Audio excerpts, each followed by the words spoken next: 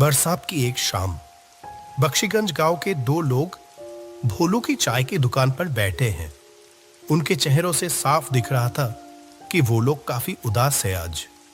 चाहे ये सभी लोग मिलके भोलू की चाय 2-3 कप पी जाते हैं, वह कोई आज 1 कप चाय तक नहीं पिया।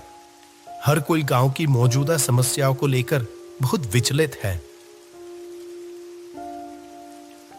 इसी बीच गांव की वर्तमान हेडमास्टर कैलाश उपाध्याय भोलू की चाय की दुकान पर आ पहुंचे।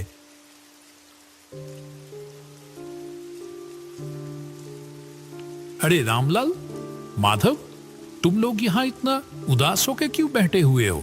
मुझे इस गांव में आए हुए इतने दिन हो गए, मैंने तो कभी तुम लोगों को इतना परेशान नहीं देखा। हमेशा हंसते मुस्कुराते हुए ही देखा है, लेकिन आज अचानक क्या हुआ?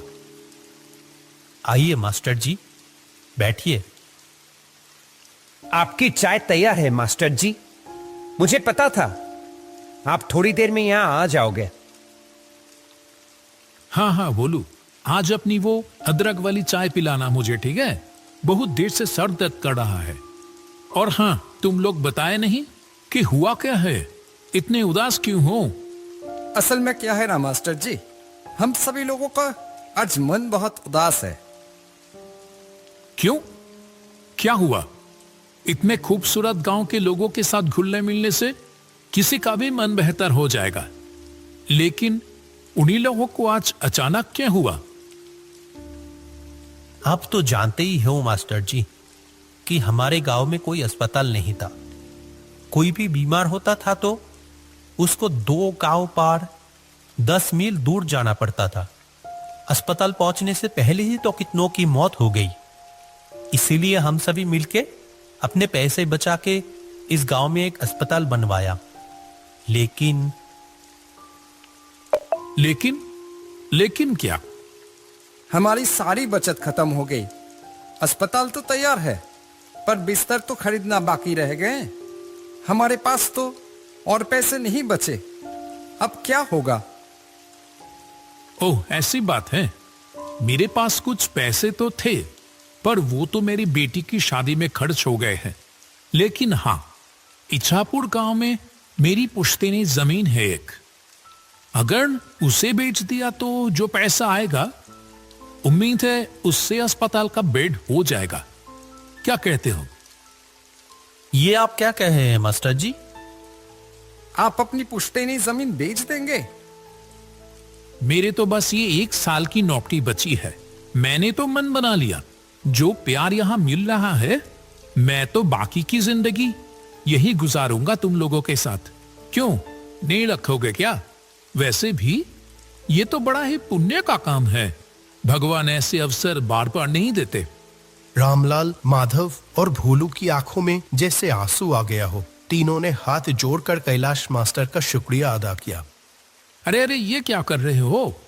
अच्छा सुनो, हम लोग कल ही निकल जाएंगे। काफी समय से कुछ लोग मुझसे वो जमीन खरीदना चाहते थे। देखते हैं, अगर इस बार बात हुई तो उनको ही बेच देंगे।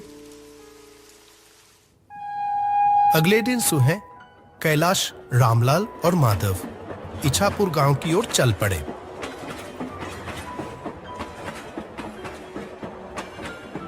जब वह ट्रेन में थे, बाहर बहुत जोर से बारिश हो रही थी।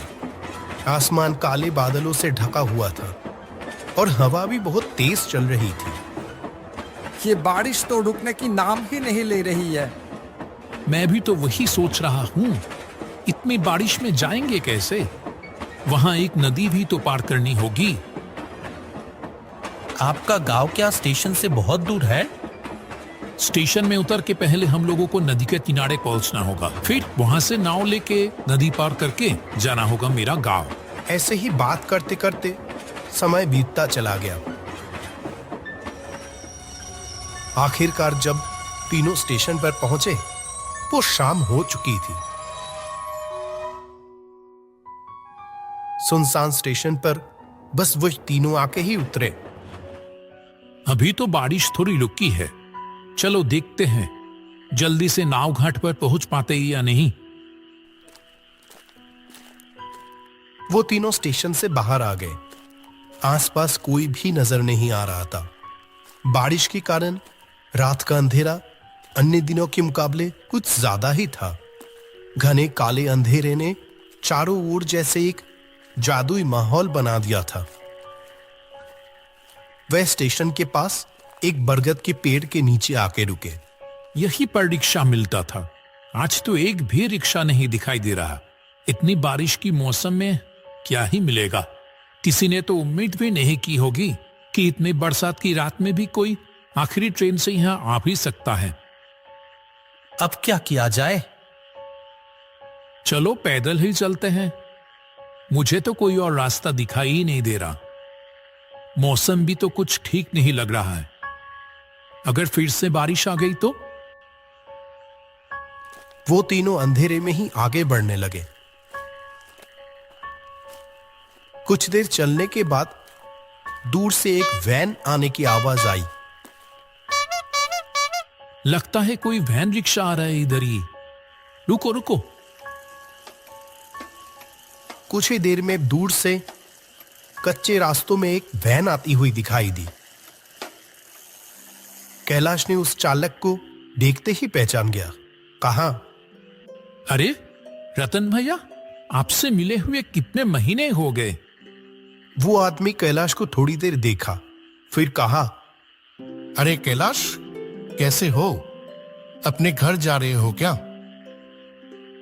जी रतन भैया, मैं तो ठीक हूं। ये दोनों हैं रामलाल और माधव। मैं जिस गांव में अभी मास्टर हूं, ये दोनों उस गांव से ही है। हम सब तो अभी मेरे घर जा रहे थे। रतन भैया, आप हमें नदी के किनारे ले चलोगे क्या? तो आज रात की आखिरी नाव मिल जाती। रतन ने कहा, इस बरसात की रात में नाव मिलेगी? अच्छा चलो देखते हैं, बैठो। चलो रामलाल, चलो उठो। ये आखिरी मौका है। अगर ये निकल गया तो सारी रात यहीं रुक के बारिश में भीगना पड़ेगा। चलो चलो। सभी लोग वैन पे जाके बैठ गए। अंधेरे में ही वैन आगे बढ़ने लगी।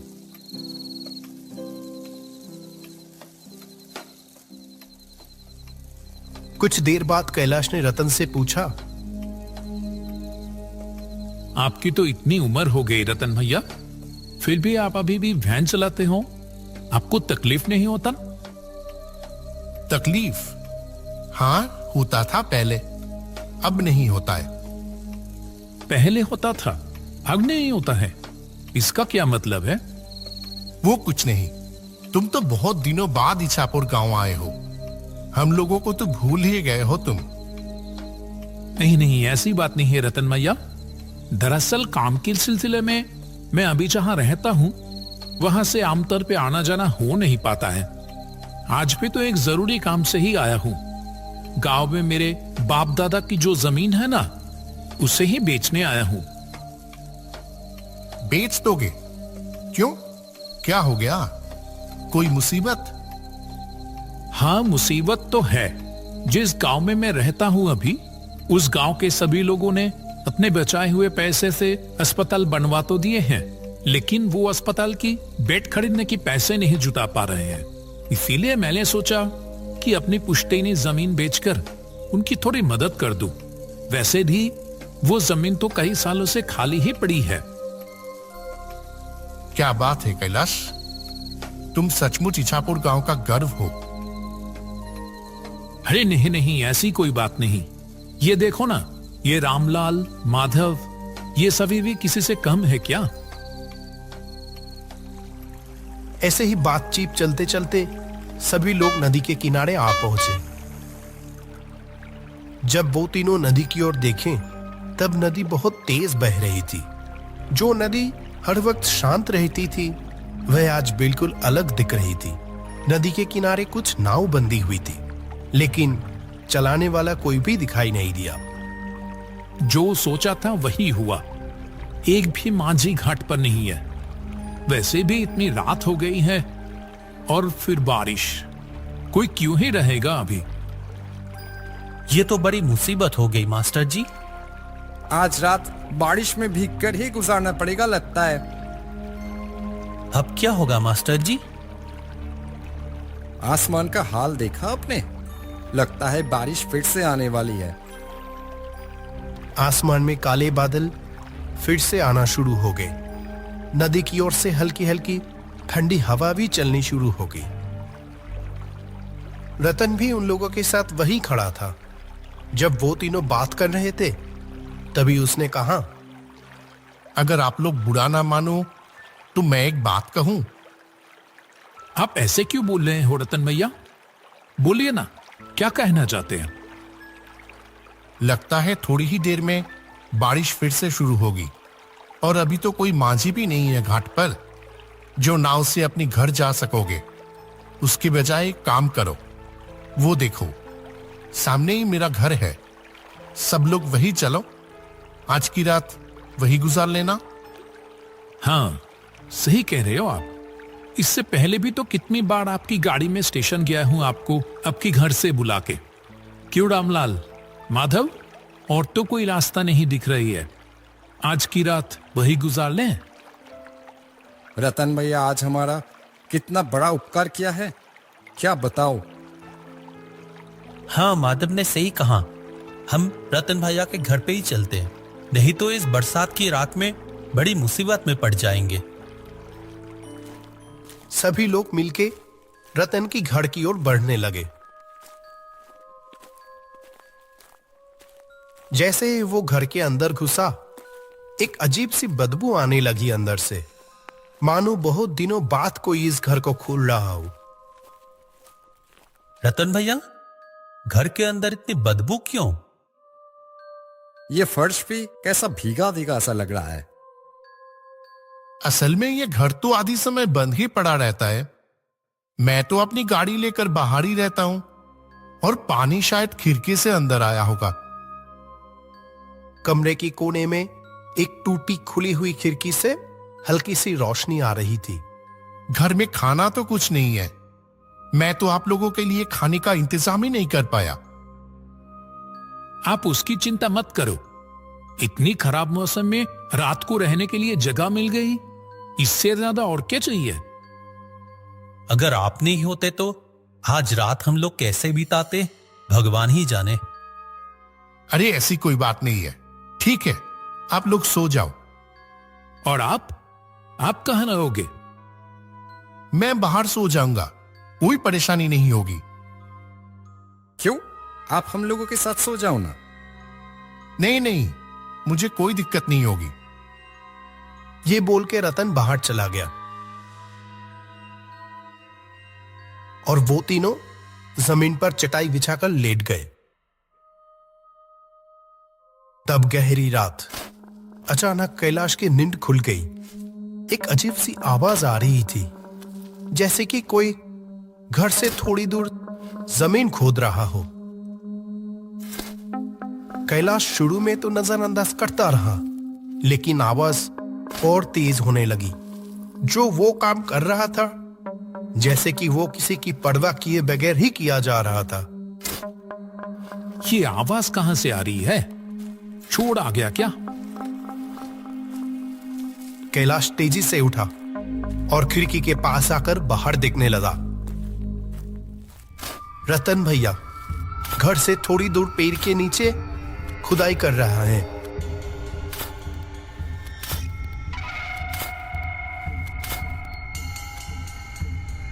माधव, रामलाल, उठो, जल्दी उठो। मुझे यहां कुछ ठीक नहीं लग रहा है। रामलाल और माधव दोनों नींद से जाग गए। कैलाश ने दोनों को खिड़की के पास बुलाया। अरे, रतन भैया कहां गया? अभी तो यहीं पर थे।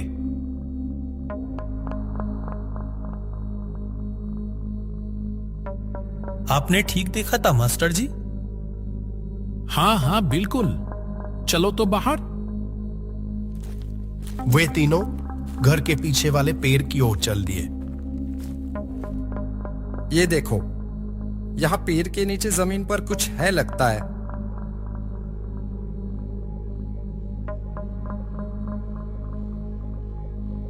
मैंने रतन भैया को यही देखा था। लगता है मानो जैसे कि वो चाह रहे थे कि मैं नींद से उठकर ये देखूं। देख तो रामलाल, क्या है वहां?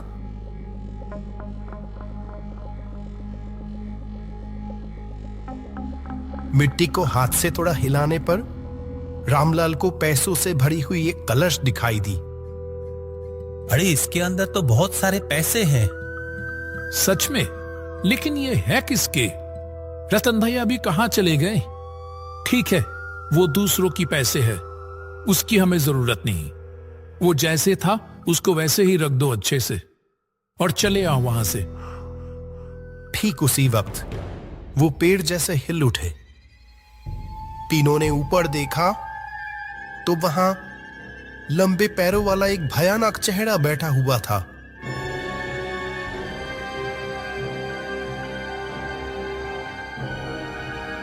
डरो मत कैलाश, मैं रतन हूं।